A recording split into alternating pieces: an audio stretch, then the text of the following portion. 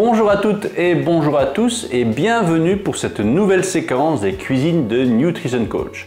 Alors aujourd'hui on va aborder une thématique qui est vraiment importante pour l'équilibre de nos repas sur la semaine, c'est le lactofermenté. En effet, lorsque vous allez lactofermenter un aliment, ça peut être des légumes, ça peut être des protéines, ça peut être les produits laitiers. La base du yaourt, lorsque les bactéries sont toujours vivantes, c'est du lactofermenté. Eh bien, vous avez à la fois les probiotiques pour votre microbiote et la fameuse vitamine K2 qui est extraordinaire au niveau de la gestion du calcium dans le corps. Par exemple, c'est elle qui permet au calcium d'aller aux bons endroits, au niveau des dents, au niveau des os, et ne pas se promener dans vos artères, par exemple.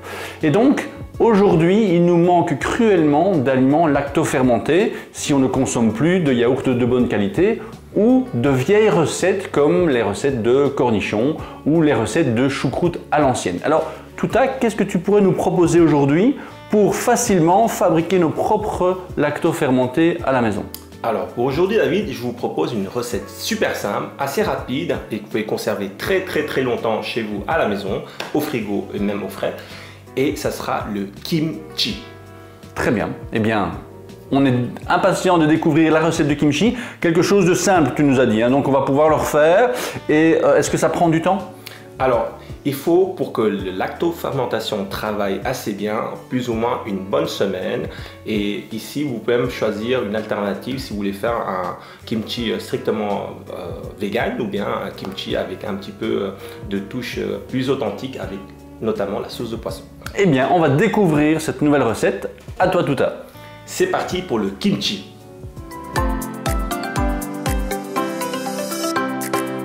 Alors les amis, c'est parti pour le kimchi. Donc on va faire un kimchi vraiment très facile, très simple, sans trop d'ingrédients, d'accord? La base aujourd'hui, ça va être le chou chinois.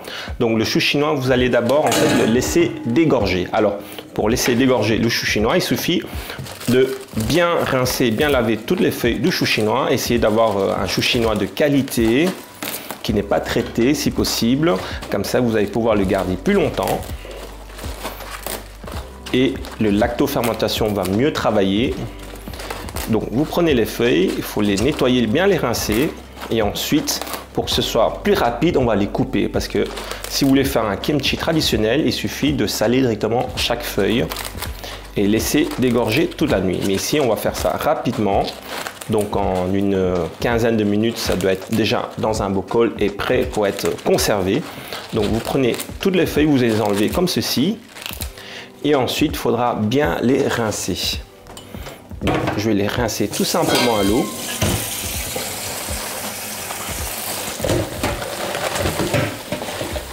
Alors, n'oubliez pas que ça va se ramollir. Donc, ce que vous pouvez faire, c'est vraiment faire votre kimchi et votre produit lactofermenté en grande quantité. Parce que ça se conserve, c'est le but. Donc, il faut bien les rincer. Ici, je vais prendre une bonne partie de chou chinois que je vais déjà couper. Donc, couper directement en tronçons de 2-3 cm comme ceci. Donc, je mets dans un grand bol ou un grand saladier. Et ensuite, vous pouvez déposer directement du gros sel. Voilà. 2 bonnes poignées de gros sel. On mélange bien. Et ensuite, vous mettez de côté pour environ 15-20 minutes. Alors, après 15-20 minutes, j'ai déjà du chou qui sont légèrement dégorgés, un petit peu ramollis, d'accord? Donc, on va laisser ça de côté encore. Avant de l'utiliser, on va les rincer et laisser égoutter les choux chinois qui sont salés. Et pendant ce temps, on va s'occuper des légumes qui vont nous servir en fait de sauce, tout simplement. Pour la marinade et la sauce, on va donc d'abord découper quelques légumes d'accompagnement. Vous pouvez choisir par exemple du radis blanc, des feuilles d'ail ou ici j'ai choisi des poireaux, qui est très accessible et très facile à trouver. Ou bien quand c'est la saison de l'ail des ours, on utilise également les feuilles d'ail des ours pour faire ce genre de recette. Ou de la ciboulette si vous préférez. Donc coupez en grosses juliennes. le poireau.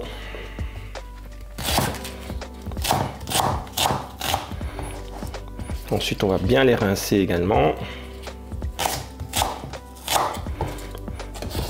Et on va faire pareil avec les carottes.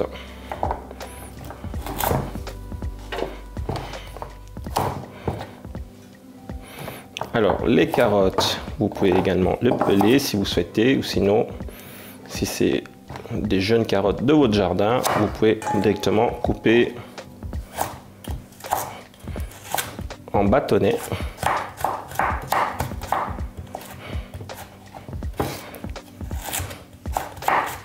Comme ceci, prenez des bâtonnets assez larges, comme ça vous avez la matière, parce que le chou va être très plat, très ramolli, et comme ça vous avez la nuance avec la texture des carottes et des poireaux.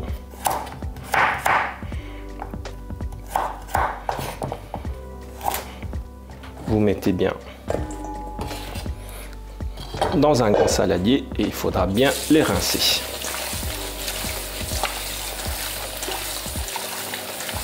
Alors, il faut bien nettoyer, bien rincer vos légumes pour qu'il y ait uniquement les bonnes bactéries qui se développent. Sinon, votre fermentation risque de mal tourner.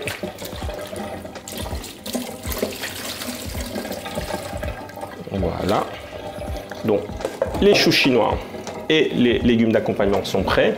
Maintenant, on va s'occuper de la sauce. Donc, pour ça, on va faire bouillir de l'eau.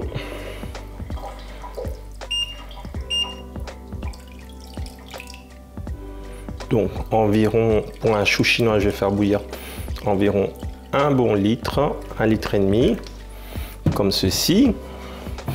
On va rajouter et on va parfumer avec du gingembre. Donc, le gingembre, hop, je vais couper en deux et ensuite vous pouvez directement le râper. Hop, comme ceci. Donc il faudra 2 bonnes grosses cuillères de gingembre. Alors si vous n'aimez pas le gingembre, c'est pas grave, vous pouvez passer le gingembre. Voilà, comme ceci, c'est parfait. On va faire pareil avec de l'ail. Donc vous prenez une tête d'ail.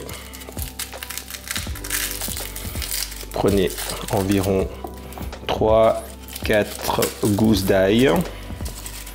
Et ensuite, on va directement le râper. Donc la peau se retire facilement.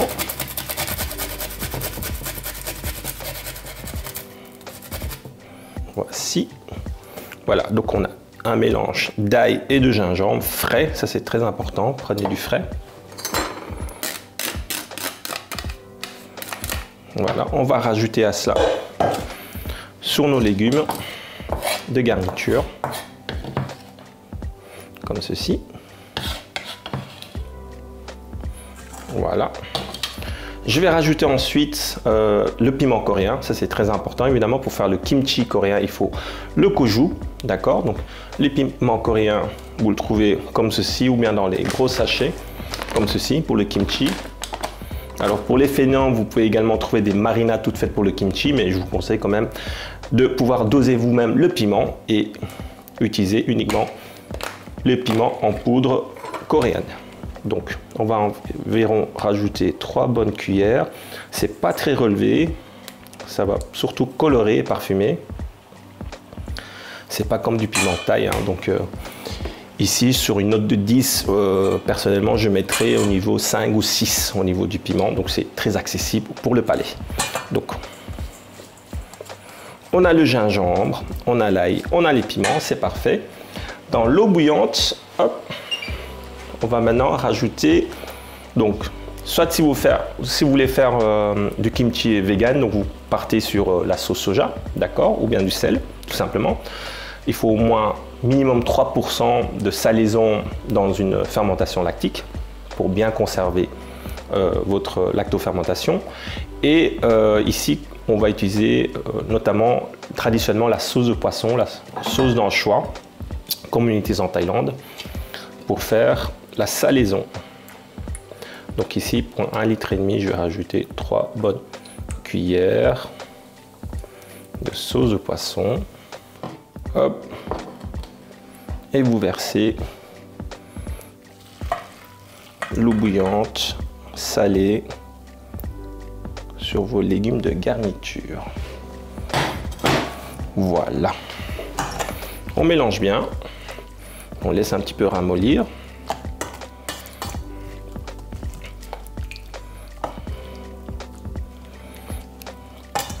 Voilà.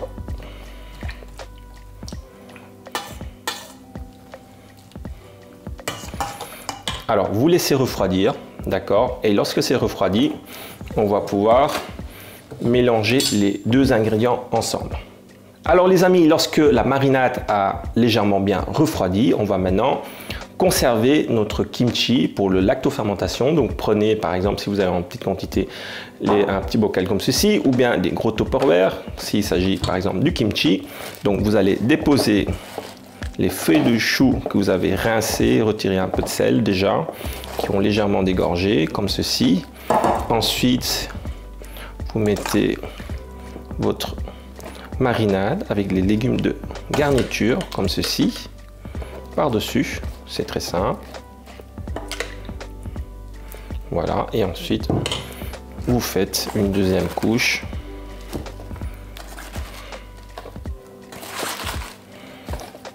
De feuilles de chou. Voilà. Et on rajoute à nouveau toute la marinade et les légumes.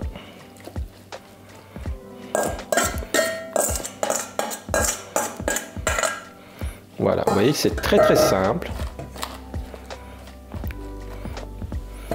Il suffit de bien refermer. Alors il faut que votre récipient soit bien propre, bien nettoyé également, ça c'est important. Et ensuite vous refermez bien et on peut maintenant le conserver au frigo pendant environ une bonne semaine avant la consommation. Eh bien, tout est effectivement une recette relativement simple pour, comme je vous l'ai dit en introduction, un aliment essentiel pour la santé.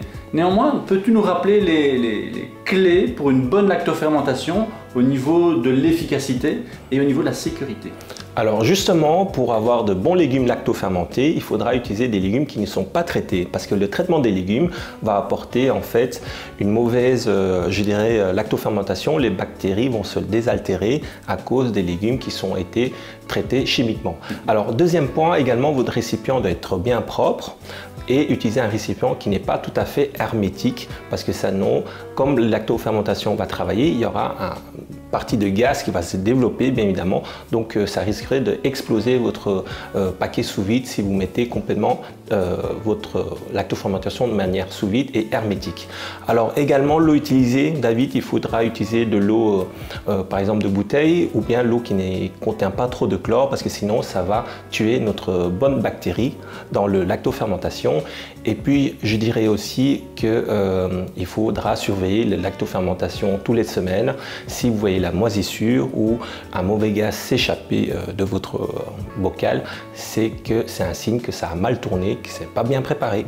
Et autre chose, j'ai oublié, le sel. Donc il faudra un bon teneur de sel, plus de 3% je dirais. Ici dans la sauce de poisson c'est assez salé, la sauce soja également, ou bien vous pouvez rajouter également de gros sel dans votre préparation pour que ce soit bien conservé. Ok, donc tu nous expliques les règles de base, ça a l'air simple mais ça l'est, mais peut-être faire plusieurs essais justement pour vérifier que ce processus puisse se faire. Oui, alors tout à fait, parce que ça dépend aussi de votre légume. Si vous utilisez les légumes racines ou les légumes en feuilles, tout ça, les taux et mélanges de base se varient légèrement, mais en règle générale, plus de 3% de sel, ça peut bien se passer. Ok, c'est très intéressant ce que tu viens de nous raconter parce que finalement c'est exactement la même chose pour notre propre microbiote.